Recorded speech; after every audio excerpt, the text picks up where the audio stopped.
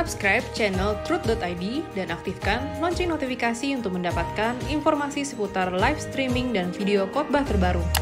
Posisi tombol subscribe berada di kanan atas channel kami dan jangan lupa nyalakan loncengnya.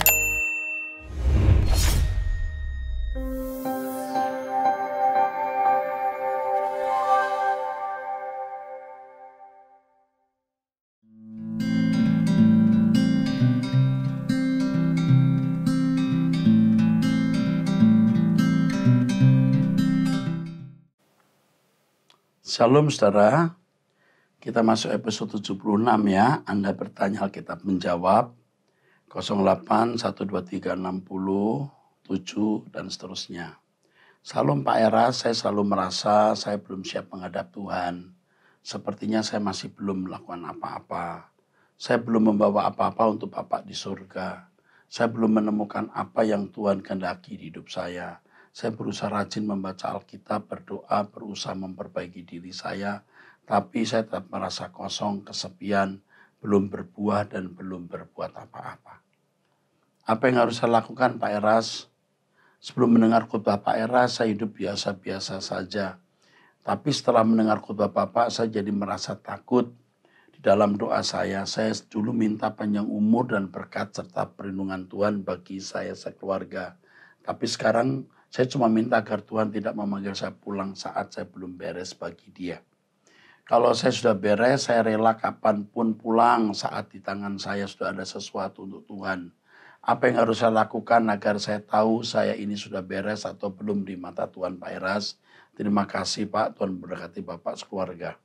Dari pertanyaan ini saya tahu bahwa penanya sudah benar-benar mengalami pembaharuan. Kalau tidak akan berperasaan seperti ini. Yang harus dilakukan setiap hari membereskan diri di hadapan Tuhan. Kalau ada salah, minta ampun. Yang kedua harus betul-betul membereskan setiap kebiasaan yang salah. Pasti tahu kebiasaan salahnya itu apa. 3. Jangan terikat dengan kesenangan dunia.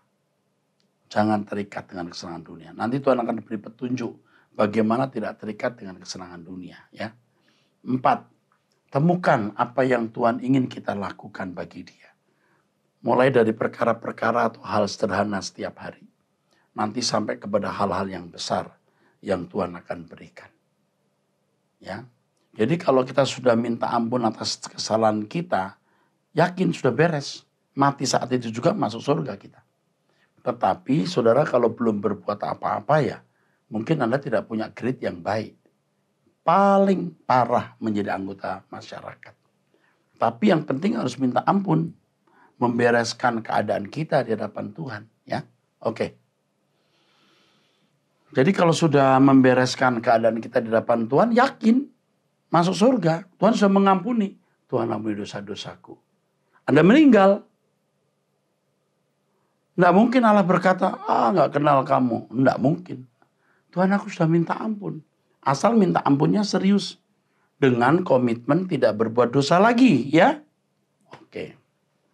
Setelah itu ya tadi nasihat saya diikuti. Ikuti YouTube khotbah saya nanti saudara akan menjadi cerdas. Dan mengerti apa yang Anda harus lakukan. 0821 737 5 sekian-sekian. Salam Pak Era, saya gadis Batak berusia 35 tahun dan belum menikah dan saya sudah sangat merindukan pasangan hidup seperti yang lainnya. Saya punya boyfriend, ya, boyfriend LDR itu apa? Long distance relationship ya, dengan umur dan latar belakang yang sama dan dia orangnya kadang baik, kadang enggak, kadang temperamental, kadang lembut sikapnya. Kami sudah berencana menikah tapi rencana itu ditunda karena keadaan COVID dan kondisi ekonomi. Tapi akhir-akhir ini dia tiba-tiba malas bekerja katanya dengan alasan nggak jelas. Semakin kesini sikapnya semakin aneh dan sering mengeluarkan perkataan yang sepertinya penuh luka kepahitan akibat masa lalunya yang pahit. Dia tumbuh dewasa tanpa didampingi ayahnya karena ayah sudah meninggal waktu dia kecil. Apakah ini mempengaruhi jiwa mental seseorang? Dan saya sebaiknya gimana Pak? Saya bingung. Saya harus meninggalkan atau saya bertahan dan kalau saya bertahan saya harus gimana? Saya juga takut kalau saya salah ambil keputusan mohon pencerahannya. Saya tidak yakin pria ini membahagiakan kamu. Itu, ya. Saya pikir, menurut saya, yuk pikir ulang deh. Tidak wajib menikah itu tidak wajib. Kalau you menikah malah you menderita, lebih baik tidak menikah. Nah ini masalahnya, banyak wanita tidak menikah itu jadi seperti siksaan. Nah, ini salah. Temukan Tuhan, temukan tugas-tugas dari Tuhan, temukan kesukacitaan di dalam Tuhan. Ya, itu ya jangan diteruskan. Ya, yang begini saya nggak yakin. Long distance saja masih begitu, apalagi dekat.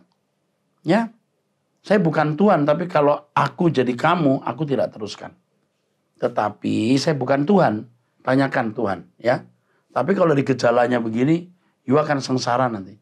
Jauh saja begini, apalagi dekat. Ya, itu manusia yang memberi nasihat. You tanya Tuhan. Tapi saya sudah tua, saya sudah punya banyak pengalaman. Perhatikan itu. 08 13 43 725 sekian mahasiswi Makassar. Salam Bapak Pendeta, mohon maaf saya mau bertanya. 12 suku bangsa Israel berasal dari keturunan Yakub, Rachel dan Lea, Zilpa. Mengapa anak perempuan Yakub Dina tidak menjadi keturunan yang dijanjikan? Apakah ini cikal bakal patrilineal hingga sekarang? Testimoni. Saya mau jujur bahwa ternyata kehilangan damai sejahtera Tuhan itu adalah hal yang sangat paling menyiksa dari hal apapun. Sebab itu tujuan hidup kita memang hanya untuk menyenangkan hati Tuhan dari hal-hal yang sekecil sekalipun. Terima kasih untuk seluruh tim Truth ID. Semoga tetap dipakai Tuhan dalam menyatakan kebenaran, membawa jiwa menurut tataran kudrat ilahi. Saya diberkati, salam sehat. Nona, Dina tidak menjadi keturunan yang dijanjikan karena memang ini adalah budaya, culture, dan kehidupan masyarakat Yahudi yang sangat patrilinear. Di mana garis keturunan ayah, laki-laki yang diutamakan. Banyak nama anak-anak yang tidak disebut di dalam Alkitab. Dan itulah faktanya. Kita harus melihat Alkitab itu memang dibungkus dalam kultur Yahudi. Tidak bisa tidak. Kita tidak bisa membawa pikiran kita pada kultur itu. Jadi terima saja. Dan ternyata itu tidak mempengaruhi berita keselamatan dalam Yesus Kristus. Amin. 0812 8148 9 dan seterusnya. Salam Pak Eras. Saya mendapat berkat kekal melalui khotbah Bapak dimulai sejak dengar khotbah RPK tahun 2006. Sampai saya download 20-an judul khotbah podcast maksudnya. Sekarang lebih mudah lagi mendapat melalui radio streaming, Truth, internet, YouTube, buku-buku terbitan Pak Eras. Saya sudah memiliki 20-an judul buku terbitan Pak Eras. Walaupun saya sudah dengar khotbah Bapak sampai berulang kali, baik di mobil, di mana saja saya menemani istri pergi KR Mall, apa itu? Apa? Ya pergi ke mall atau di mana saja, saya selalu sempatkan baca buku Pak Eras, juga di rumah hingga dengar khotbah, hingga ketiduran dan sampai bangun masih replay terus. Tidak semudah membalikkan telapak tangan untuk memahami kebenaran yang murni, yang sangat berbeda dengan apa yang sudah saya mengerti sejak kecil walaupun sudah Kristen. Ini kebenaran yang sejati, yang jiwa saya butuhkan mengubah mindset dalam realitas kehidupan yang semakin serupa Kristus. Bukan sekedar imajinasi, merasa sudah selamat karena pemahaman yang salah selama ini, hanya karena sudah percaya Yesus tapi masih mencintai dunia. Saya baru tahu dari khotbah Pak Eras. Bahwa percintaan dunia adalah permusuhan dengan Allah. Selama ini tidak pernah saya dengar pendeta lain di gereja lain. Saya bersyukur kepada Tuhan yang menuntun saya kepada Pak Eras. Saya dibaptis tahun 1986 di gereja Betel di Kramat Jaya. Kramat Jaya Tanjung Priok ini ya. Kebenaran Alkitab yang Bapak ekstrak ya, diambil sarinya, membuat pikiran saya terbuka dan juga mengubah jalan pikiran serta panca indera baik mulut untuk menikmati makanan, mata melihat sesuatu dan lain-lain. Saya terlahir dari orang tua yang selalu mengatakan belas kasihan kepada orang lain termasuk teladan mereka. Begitu saya juga menirunya. Walaupun seperti itu, saya juga belajar dari Pak Eras yang mengatakan kebaikan kita juga bisa membuat jerat bertumbuh dalam Tuhan. Sebab yang Pak Eras ajarkan bahwa segala sesuatu yang kita pikirkan, ucapkan, atau perbuat harus sesuai dengan pikiran perasaan Allah. Jadi bukannya berbuat baik, tetapi apakah ini sesuai dengan pikiran perasaan Tuhan. Dengan pemahaman itu saya mulai bebenah mengendalikan setiap sikap hati dan perbuatan saya. Apa arti mendapat pujian dari Tuhan, Pak? Artinya pujian dari Tuhan ya dengan perilaku kita yang selalu sesuai dengan pikiran perasaan Allah. Kita akan mendapat pujian, ini anakku yang kukasihi. Kepadanya aku berkenan, itu pujiannya. Jadi kita harus berani menanggalkan keinginan, cita-cita, hasrat kita pribadi. Dan melihat Tuhan, memperhatikan Tuhan untuk menangkap apa yang Dia ingini untuk kita lakukan. Itu mendatangkan pujian dari Tuhan. Keren. Terima kasih untuk kebersamaan dengan saya ini. Puji Tuhan. 08 18 991 seterusnya. Salam Pak Eras, bagaimana cara Pak Eras menangani perasaan? Entah namanya mungkin sedih terhadap orang-orang dekat tapi tidak tertarik pada kebenaran. Nah ini, saya kadang-kadang stres di sini. Betul. Nah ini dia. Ini yang membuat kadang-kadang saya tertekan. Kenapa ya orang-orang ini kok tidak ngerti ya? Dan saya melihat kausalitasnya itu terutama satu. Masih mencintai dunia. Masih menghargai harta. Masih pelit untuk pekerjaan Tuhan. Karena kalau orang masih mencintai dunia, dia tidak akan mengerti kebenaran. Oh dia ngerti ilmu tentang Tuhan, dia bisa ngomong tentang Tuhan, bisa kuliah, bisa bergelar master, doktor. Tapi dia tidak memiliki kebenaran yang dari Tuhan secara utuh. Bagaimana menangani perasaan? Saya mengembalikannya kepada Tuhan karena saya punya batas-batas. Saya tidak segalanya kan. Jadi saya hanya hamba, saya hanya pelayan.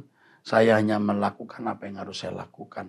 Saya lakukan semaksimal mungkin yang dapat saya lakukan. Di luar itu saya kembalikan kepada Tuhan. Udah, terserah Tuhan. Jadi saya merdeka. Tapi saya bekerja keras untuk tetap menjadi contoh. Bekerja keras tetap menjadi teladan. Dan saya rindu saya pulang bersama mereka.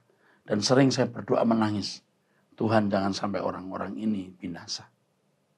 Ya. Kita doakan mereka, lalu kita bisa kuat. Ya.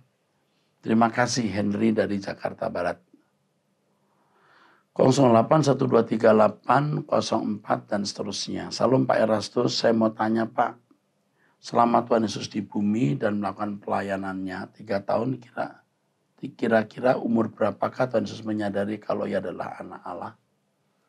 Tidak pernah Alkitab katakan itu, tetapi pasti dia diberitahu Maria. Pasti diberitahu Maria. Dan pastinya umur 12 tahun dia sudah tahu. Apakah sebelum itu tahu? Kita tidak tahu. Tapi pasti Maria sudah memberitahu.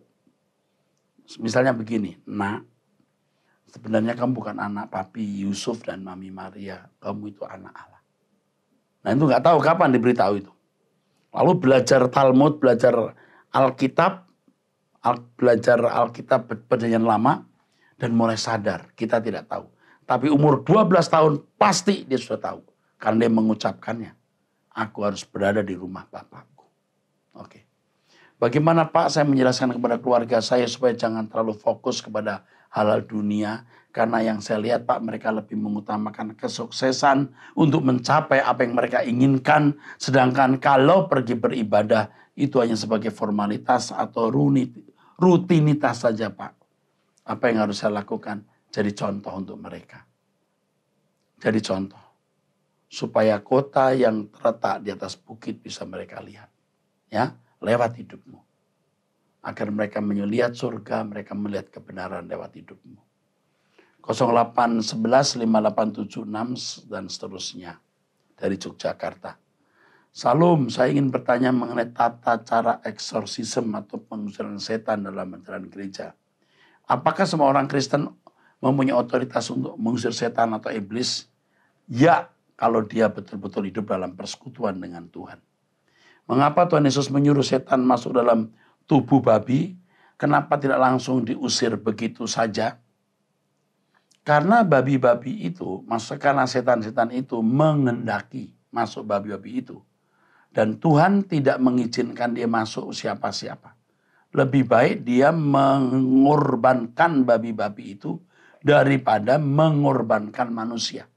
Di sini ada pelajaran yang Tuhan mengajarkan kepada kita, bahwa harga manusia lebih mahal dari harga babi-babi.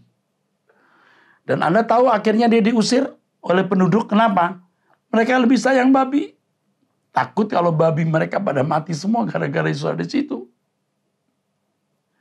Dan apa arti ayat dalam Matius 17 ayat 21 yang berkata, jenis ini tidak dapat diusir kecuali dengan berdoa dan berpuasa. Dan apakah setan bisa membaca pikiran manusia? Yang pertama soal apakah setan bisa membaca pikiran manusia? Tidak bisa.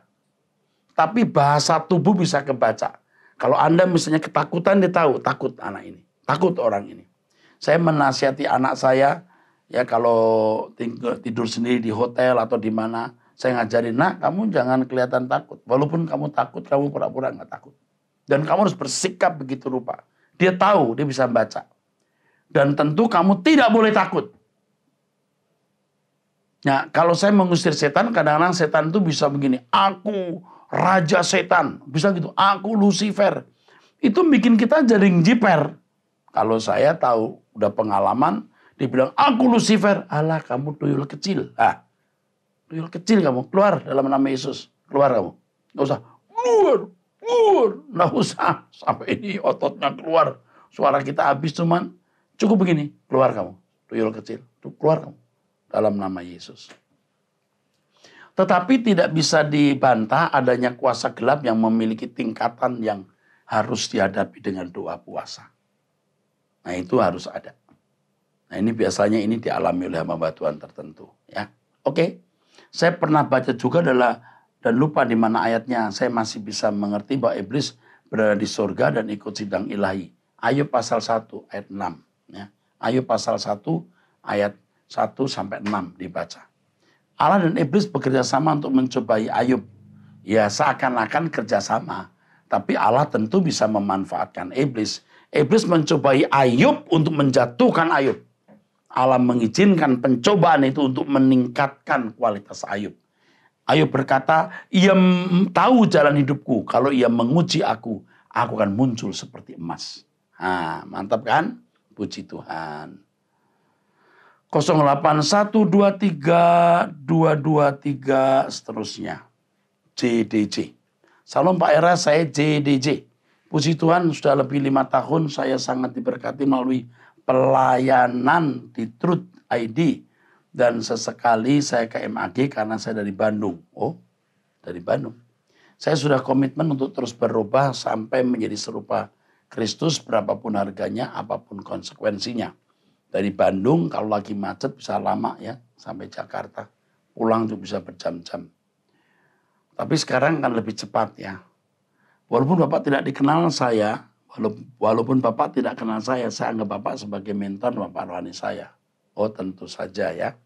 Pertanyaan Pak dalam Wahyu 20:78 mengenai kerajaan 1000 tahun. Nah ini tidak akan saya jelaskan karena saya akan menjelaskan dalam khotbah khusus. Kalau saya jelaskan sekarang nanti malah rusak ya. Oke, soal peta zaman dan lain-lain. Terima kasih ya JDJ. Anda orang yang baik ya. Saya merasakan aja getaran orang baik dari pertanyaan ini dan Anda orang yang haus akan kebenaran. Saya berjanji akan menjelaskan pada waktunya ya. Mohon maaf Pak apabila ada yang kurang berkenan Pak. Oh, enggak masalah. Seperti Bapak sering sampaikan waktu kita singkat, jangan kasih kendor Pak. Terus beritakan kebenaran jati. Terima kasih Tuhan Yesus memberkati Bapak dan keluarga. Anda pasti orang istimewa. Sampai dari Bandung ke Jakarta itu istimewa untuk mendengar khotbah. Tapi saya mohon maaf yang ini tidak akan saya jawab sekarang. Tapi saya pasti menjawab pada waktunya.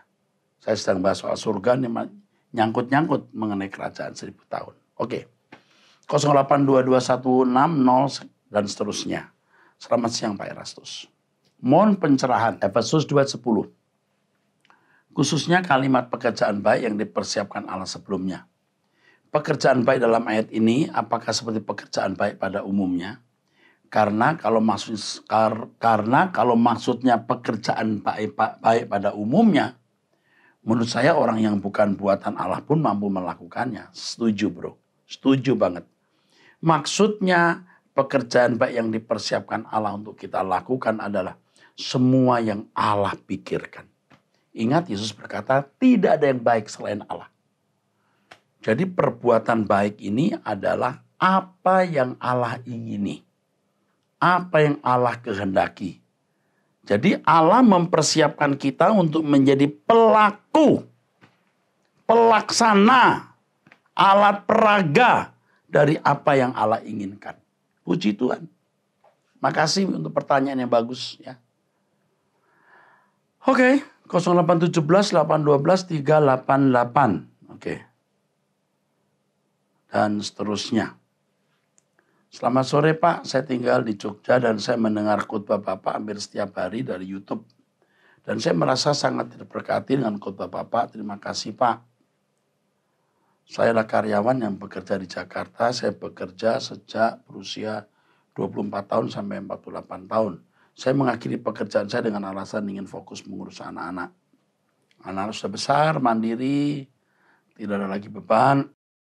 Saya dan suami mempunyai sedikit uang untuk membiayai usia pensiun kami. Yang ingin saya tanyakan, apakah saya harus lakukan untuk mengisi hari-hari kami?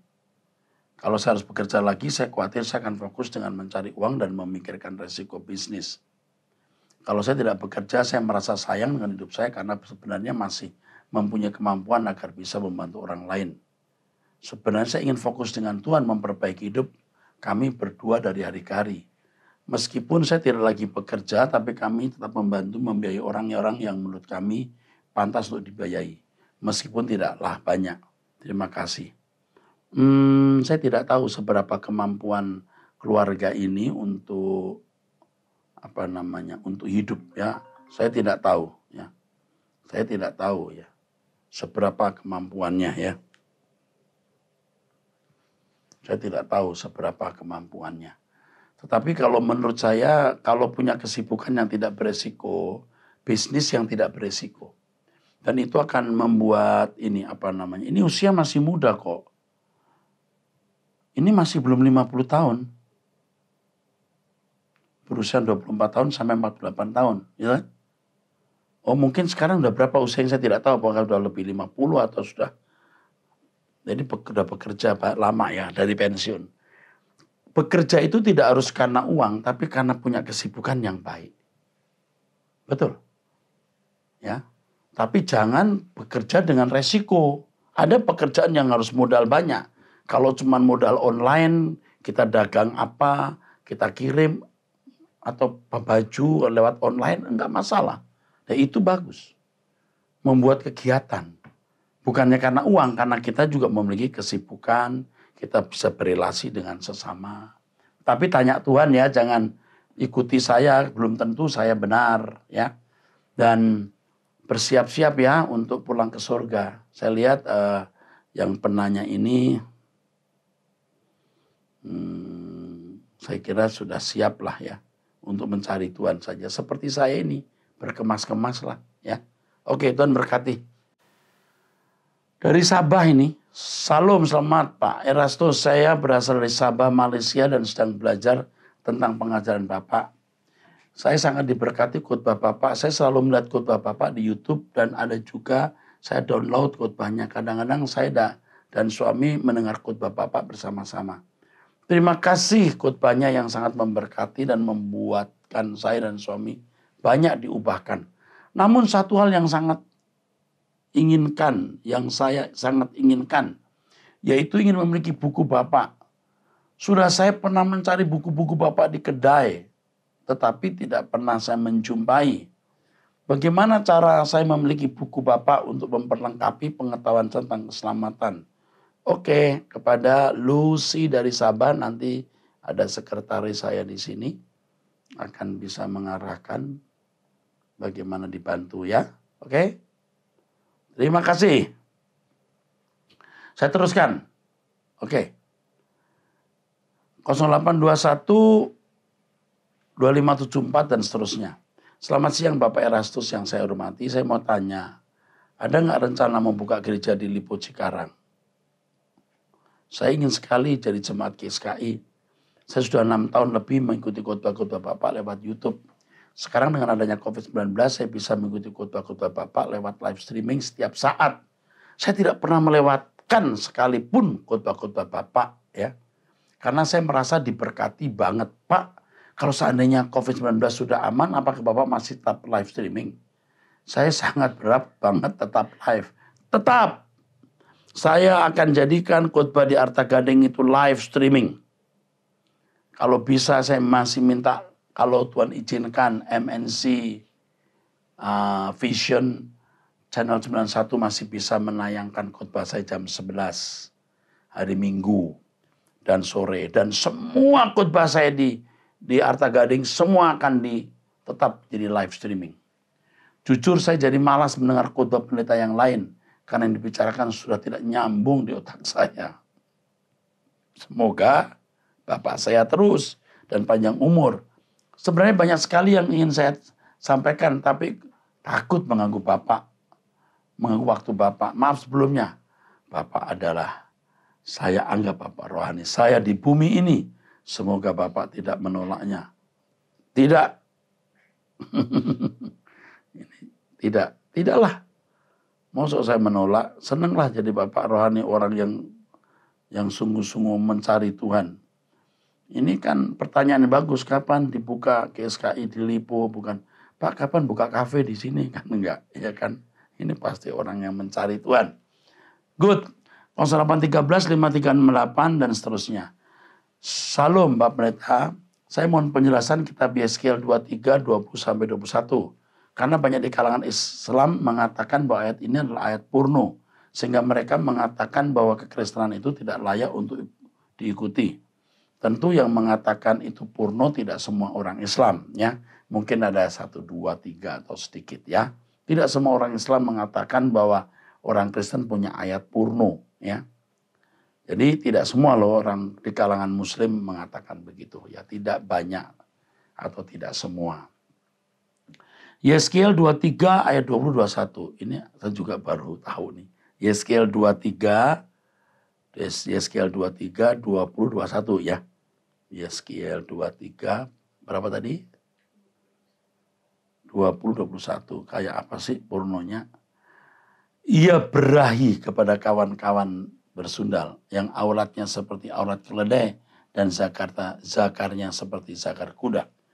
Engkau menginginkan kemesuman pada mudamu waktu orang Mesir memegang-megang dadamu dan menjamah-jamah susu kegadisanmu. Lah ya, ini kalau membaca kitab Kidung Agung lebih porno lagi. Kidung Agung lebih porno lagi, bro. Ya. Di Kidung Agung itu malah buah dadamu segala macam juga ada. Sebenarnya porno nggak porno tergantung otak kita kan. Tergantung otak kita. Kalau kita baca itu nggak porno ya enggak itu. Ya. Sebenarnya porno nggak porno itu tergantung otak kita. Jadi nggak apa-apalah. Ya. Kalau nggak apa-apa ya, udah nggak apa-apa. Jangan diperpanjang ya. Kan tidak semua orang non-Kristen mengatakan itu. Jadi kita diam saja ya. Dan saya kasih tahu kepada saudara, jangan mencela kitab suci agama lain. Jangan sekali-kali mencela kitab suci agama lain, Allahnya maupun nabinya. Nah, kita sampaikan aja khotbah-khotbah kita ini kebenaran. Kalau yang lain ya terserah situ. Kan gitu kita. Ya kan saudara? Jadi kita bermain tanpa beban. Melayani tanpa beban. Oke, kita akan lanjutkan di episode yang akan datang. Tuhan berkati.